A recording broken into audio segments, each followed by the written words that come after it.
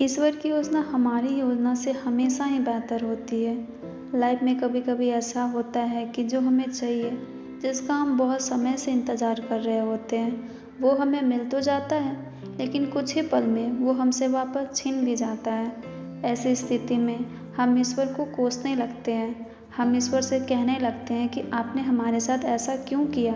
कुछ समय के लिए हमारा भरोसा ईश्वर से उठ भी जाता है, किंतु कुछ समय के बाद हमें यह एहसास होता है कि जो कुछ भी हमारे साथ हुआ वो अच्छा ही हुआ। ईश्वर की योजना हमारी योजना से सदैव ही अच्छी होती है। हमें ये बात समझनी चाहिए कि जो हमारे हाथ से चला गया वो हमारे लिए अच्छा था ही नहीं। ईश्वर ने जो कुछ भी किया वो सोच समझ कर ही किया होगा। एक छोटा सा 2 साल का बच्चा खेल रहा था। खेलते खेलते उसके हाथ में चूहे मारने की दवाई आ जाती है।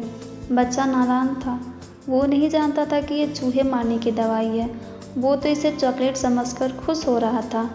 वो इसे खाने ही वाला था कि उसकी माँ का ध्यान उस पे गया। माँ ने तुरंत बच्चे के हाथ में से वो चूहे मारने की दवाई छीन ली। बच्चा जोर जोर से रोने लगा।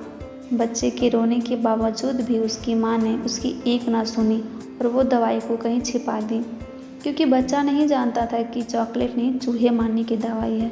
पर माँ तो जानती थी कि ये चूहे मारने की दवाई है और ये मेरे बेटे के लिए सही नहीं है।